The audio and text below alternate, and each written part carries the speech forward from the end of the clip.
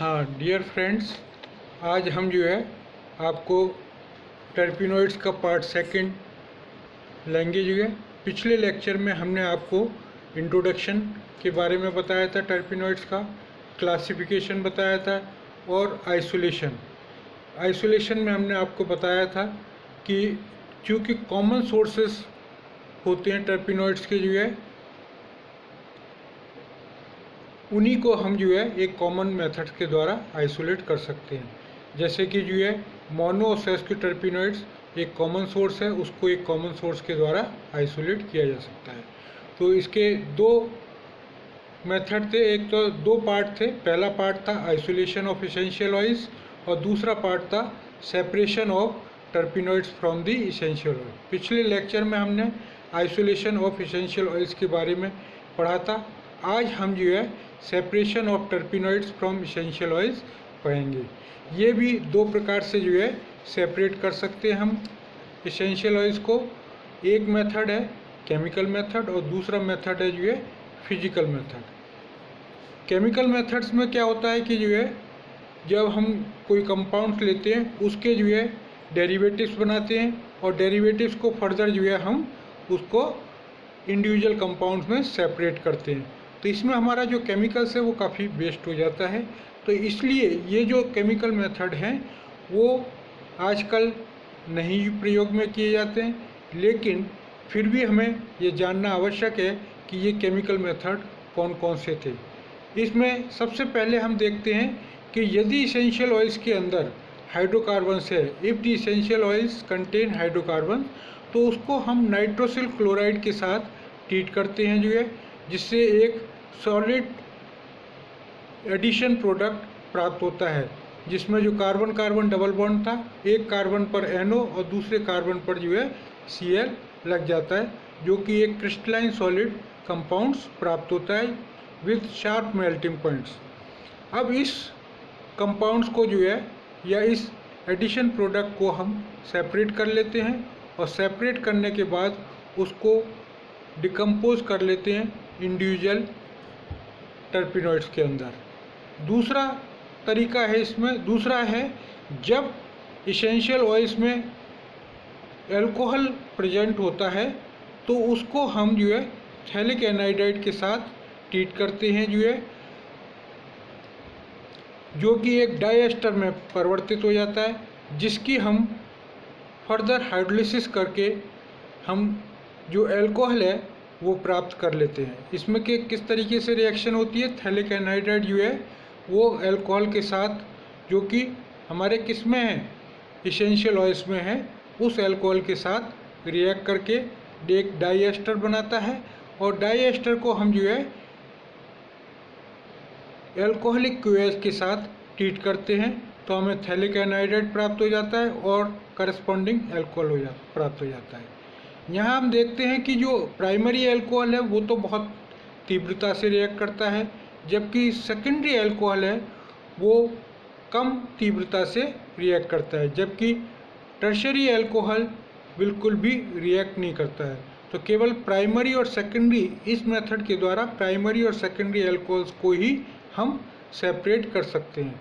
तीसरी प्रकार है जब इसेंशियल ऑयल्स के अंदर एल्डिहाइड या कीटोन्स उपस्थित हैं, तो ऐसे टर्पिनोइड्स को हम कॉमन कार्बोनाइल रिएजेंट के साथ ट्रीट करते हैं। जो है ये कॉमन कार्बोनाइल रिएजेंट हैं sodium bisulphide, 2,4 dinitrophenyl hydrazine, phenyl hydrazine and semi carbazide.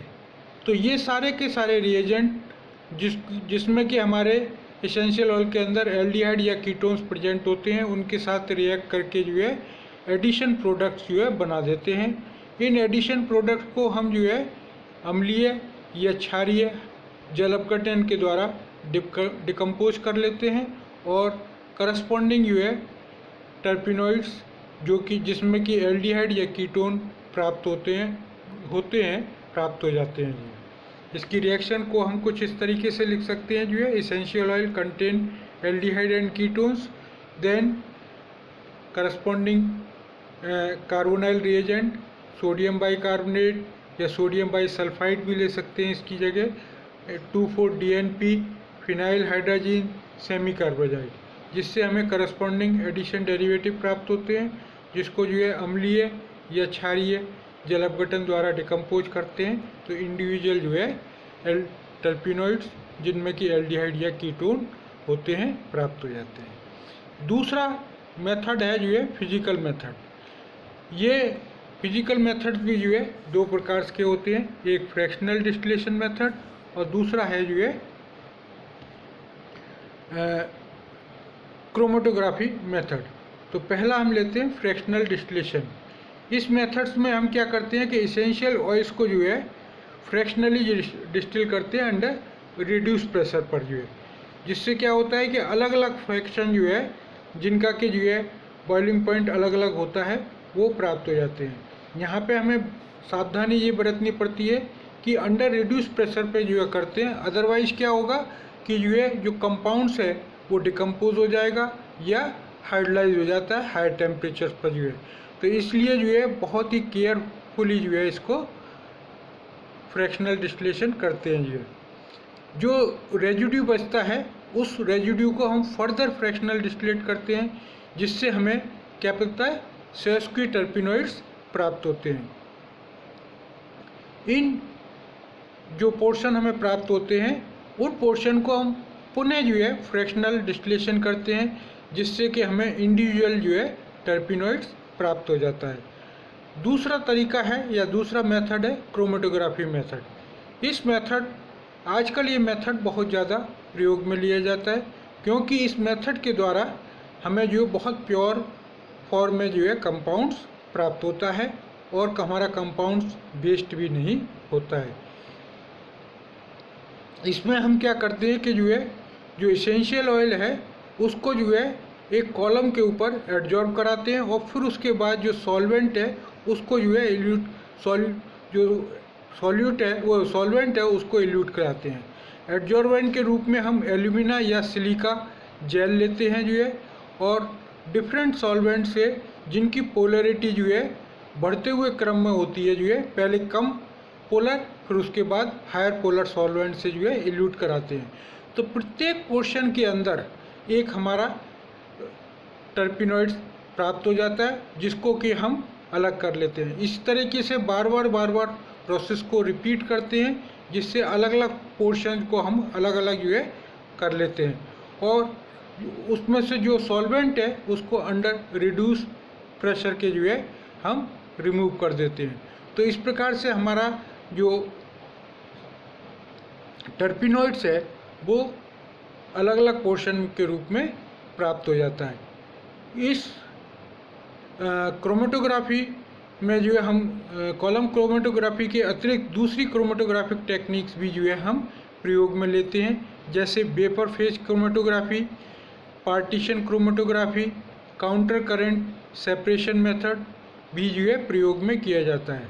इसके अलावा गैस क्रोमेटोग्राफी भी जो है प्रयोग में ली जाती है। गैस क्रोमेटोग्राफी विशेष रूप से तब प्रयोग में ली जाती है जब हमारे जो है जो टर्पिनोइड्स मिक्सचर होता है वो उसमें आइसोमर प्राप्त होते हैं, तो उसको हम गैस क्रोमेटोग्राफी द्वारा सेपरेट कर सकते हैं जो है।